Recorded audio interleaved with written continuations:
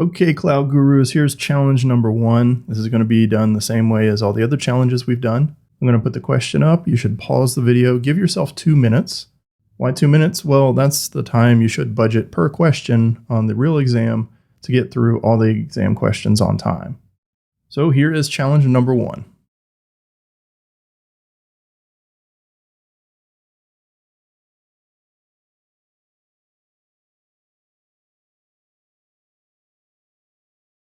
Okay, welcome back. Now there were a few sneaky things in this question, and I hope you picked up on those. First, let's see what the details are that we need to be aware of. It says in the question our RTO must be less than 4 hours, and our RPO must be less than 12 hours. So RTO is, of course, the time it takes us to come back up after a disaster. And then RPO is the amount of data that we can afford to lose.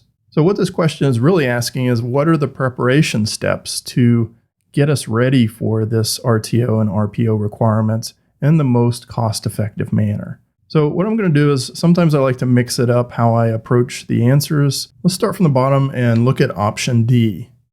It says create a RAID 5 array using EBS volumes and EC2, then use rsync to keep it in sync.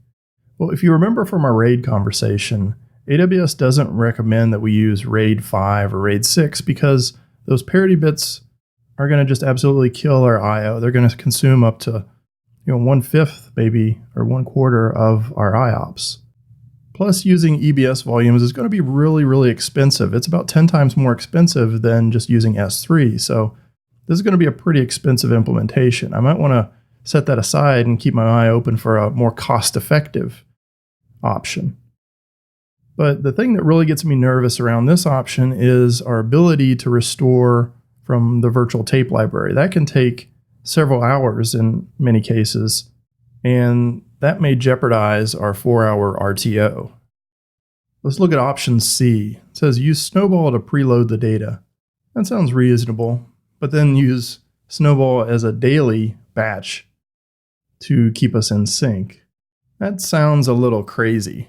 Additionally, this question has something else in it. It says provision a single AZ Amazon Aurora instance. Well, from what I remember with Aurora, it's multi-AZ by default. There's no real single AZ option there. So I think that makes this option really suspect. I'm going to keep on reading. Option B says we can set up a cron job that uses rsync to replicate the data to an EFS volume. And we can configure lifecycle rules on EFS to purge anything over 5 years. If I compare EFS to EBS to S3, EFS is actually about 15 times more expensive than S3. And plus, we need to keep a running EC2 instance up to perform the sync. And as far as I remember, EFS doesn't have any sort of concept of these lifecycle rules like S3 does. So I don't think I like option B. Well, it's looking like maybe option A is our best choice. Let's go ahead and take a look at it. Option A says we're going to use Snowball to preload the data. That sounds reasonable. Then we can set up a storage gateway volume store and keep the SAN in sync with our S3 data. We can provision a single AZ RDS instance and set up replication between our MySQL RDS and on-premise MySQL database. And we can import the images of the app servers into EC2 as AMIs. All of that sounds reasonable. It's kind of like a pilot-light deployment where we have a very minimal RDS instance that's keeping in sync. And then we've staged our AMIs so that we can bring them up if we have problems. So I like this answer. I think my final answer is going to be A.